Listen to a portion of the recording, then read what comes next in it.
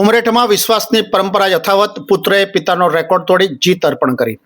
ઉમરેઠ વિધાનસભા બેઠકની પેટા ચૂંટણીમાં એક ભાવનાત્મક અને પ્રેરણાદાયી પરિણામ સામે આવ્યું છે. બાપ કરતા બેટો સવાયો કહેવતને સાકાર કરતા ભાજપના ઉમેદવાર હર્ષદ પરમારે ભવ્ય જીત મેળવી છે અને પોતાના સ્વર્ગસ્થ પિતા ગોવિંદભાઈ પરમારનો રેકોર્ડ તોડી નવો ઇતિહાસ રચ્યો છે.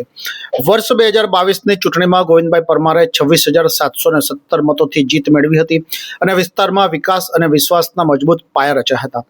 તેમના નિધન બાદ ખાલી પડેલી બેઠક માટે એપ્રિલ 2026માં યોજાયેલી પેટા ચૂંટણીમાં 59.4% મતદાન નોંધાયું હતું. આ ચૂંટણીમાં ભાજપે ગોવિંદભાઈના પુત્ર હર્ષદ પરમારને મેદાનમાં ઉતાર્યા અને મતદાતાઓએ પરિવાર પ્રત્યેનો વિશ્વાસ વ્યક્ત કર્યો. પરિણામે હર્ષદ પરમારે આશરે 30,500 મતોથી પ્રચંડ વિજય મેળવી પિતાના માર્ગને આગળ વધારવાનો સંકલ્પ મજબૂત કર્યો છે. જીત બાદ હર્ષદ પરમારે આ વિજય પોતાના સ્વર્ગસ્થ પિતા ગોવિંદભાઈ પરમારને સમર્પિત કરતા જણાવ્યું કે આ જીત માત્ર મારી નથી, પણ ઉમરેઠના દરેક મતદાતાની આશા અને પિતાના સંસ્કારોની જીત છે.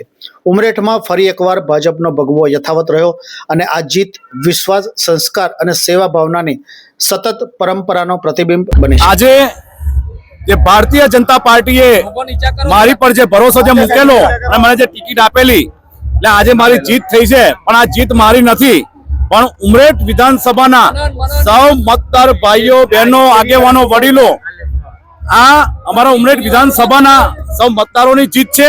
અને આ જીતને હું મારા સ્વર્ગીય પિતાશ્રી ગોવિંદભાઈ પરમારને શ્રદ્ધાંજલિ સ્વરૂપે હું સમર્પિત કરું છું.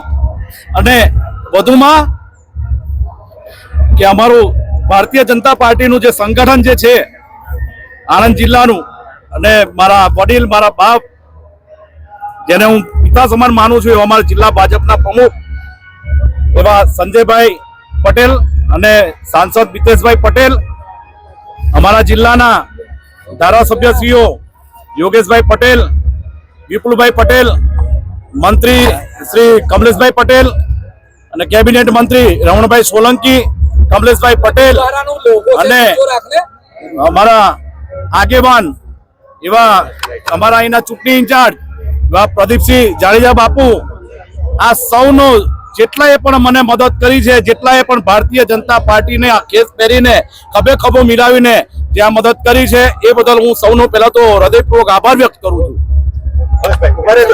ઉમરેઠ વિધાનસભાની પેટા ચૂંટણીમાં આદરણીય હર્ષદભાઈ પરમારનો ભવ્ય વિજય થયો છે. ખરેખર જોઈએ તો આ પેટા ચૂંટણીમાં ખૂબ સારા મતોથી લગભગ 30,000 મતથી ભવ્ય વિજય થયો છે. આપણા પૂર્વ ગૃહમંત્રી આદરણીય પ્રદીપસિંહની જે વ્યૂહરચના હતી, ગામડાઓનો પ્રવાસ હતો, એક નવો જે જુસ્સો આપ્યો છે એમને ભારતીય જનતા પાર્ટીના કાર્યકર્તાઓને, અને બધો જ શ્રેય આપીશ તો મતદાતાઓ અને ભારતીય જનતા પાર્ટીના કાર્યકર્તાઓને. આદરણીય પ્રધાનમંત્રી નરેન્દ્રભાઈ મોદી સાહેબ, આપણા મુખ્યમંત્રી આદરણીય ભૂપેન્દ્રભાઈ પટેલ સાહેબની જે યોજનાઓ છે એ ઘરે ઘરે સુધી પહોંચી છે. ભારતીય જનતા પાર્ટીનો કાર્યકર્તાઓ ફક્ત ચૂંટણી આવે ત્યારે વોટ માંગવા નહીં જતા, 5 વર્ષ કામ કરે છે, એનું આ પરિણામ છે. અને આદરણીય જે ગોવિંદભાઈ પરમારજીનો સ્વર્ગવાસ થયો છે, એમની જે વિકાસના કામો હતા, એના કામોને લીધે પણ જે મતદાતાઓએ મન બનાવી લીધેલું હતું, ગમનને મત આપવાનું, એનું આ પરિણામ છે. ખૂબ ખૂબ અભિનંદન આપું છું. આપણા સંજયભાઈ પટેલ, જિલ્લા અધ્યક્ષ, ભારતીય જનતા પાર્ટીની પૂરી ટીમ, બધા જ વિધાનસભાના ધારાસભ્યો, ભારતીય જનતા પાર્ટીના સૌ કાર્યકર્તાઓ, સંગઠન અને સરકાર સાથે કામ કરે, એનું પરિણામ પણ આપણે સૌ જોઈ રહ્યા છે.